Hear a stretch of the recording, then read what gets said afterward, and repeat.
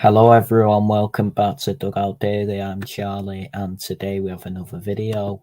This time we are previewing the match where FA Cup holders Manchester City welcome fellow Premier League outfit Newcastle to the Etihad Stadium for a quarter-final showdown on Saturday evening. Before we get going, make sure to like, share and subscribe to the channel if you are new around here. Dugout Daily, the football channel. Hit the Apex the F1 channel and at MCFC Hibs on Twitter. We will get going then, and Erling Haaland scored 5 as the Citizens thrashed Luton 6-2 in the 5th round, while the Magpies required penalties to edge past Championship side Blackburn. It's fair to say that the final Premier League showdown between Pep Guardiola and Jurgen Klopp lived up to the billing, as Manchester City and Liverpool, who are two preeminent forces in the English game, served up another classic in an absorbing 1-1 draw at Anfield on Sunday. John Stones put the Citizens into a deserved first-half lead, finishing a clever corner routine by Kevin De Bruyne, but Liverpool roared back in dominant fashion after the break and quickly restored parity with an Alexis McAllister penalty after Ederson fouled Darwin Núñez just 84 seconds after the restart.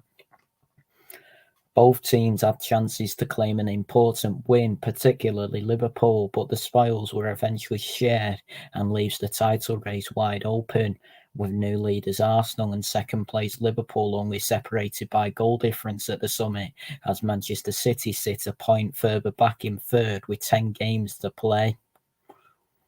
After seeing his Manchester City side extend our unbeaten run in all competitions to 21, Guardiola remains upbeat heading down the home straight, insisting that his side is still there in the title race and our hunt to win another treble can be strengthened with FA Cup success this weekend over a Newcastle outfit who we've beaten in 15 of our last 16 home meetings.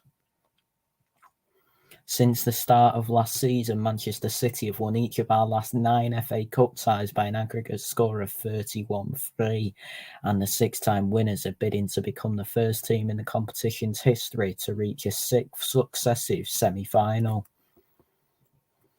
Since beating Blackburn in the FA Cup 5th round at the end of February, Newcastle have had mixed success in the Premier League, following up a comfortable 3-0 home win over Wolves with a 3-2 defeat at Chelsea on Monday.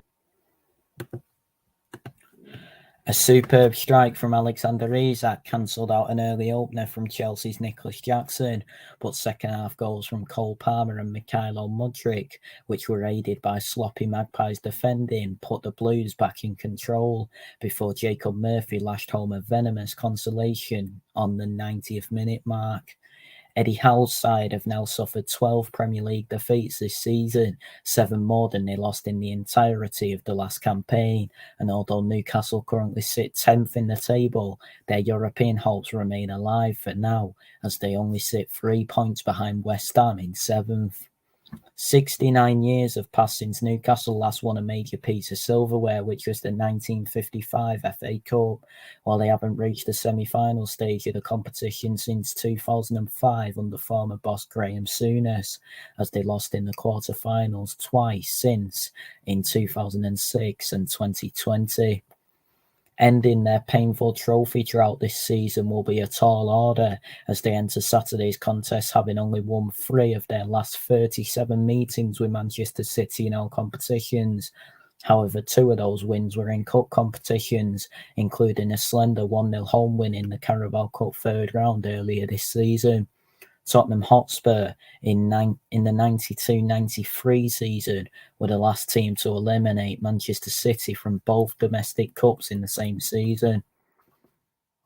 So the form for both teams, starting with Manchester City, we have won 3 in the FA Cup this season, but as we beat Huddersfield at home 5-0, Spurs away 1-0, and Luton away 6-2.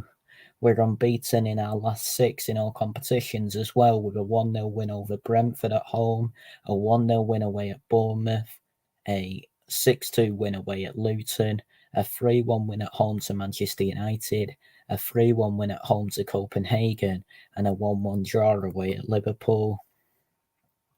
Newcastle beat Sunderland 3-0, Fulham away 2-0, and Blackburn away on penalties 4-3 after a 1-1 draw to reach this round of the FA Cup. However, they've only won 3 of their last 6 in all competitions, with a 3-2 away win at Nottingham Forest, a 2-2 draw at home to Bournemouth, a 4-1 loss away at Arsenal, a win on penalties after a 1-1 draw away at Blackburn, 4-3, a 3-0 win at home to Wolves, and a 3-2 loss away at Chelsea. Manchester City have suffered a fresh injury blow as playmaker Kevin De Bruyne is nursing a groin problem and has subsequently been left out the Belgium squad ahead of the international break.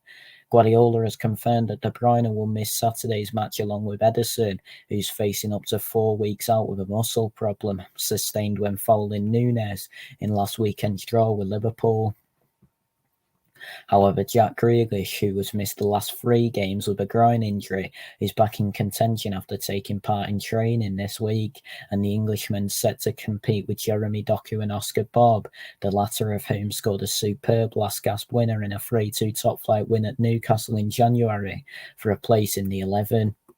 Stefan Ortega is expected to replace Ederson between the sticks, and there could also be changes made in defence with Ruben Diaz, Rico Lewis and Josko Vardiol among those pushing for a recall, while Mateo Kovacic and Matheus Nunes are in contention to return in midfield.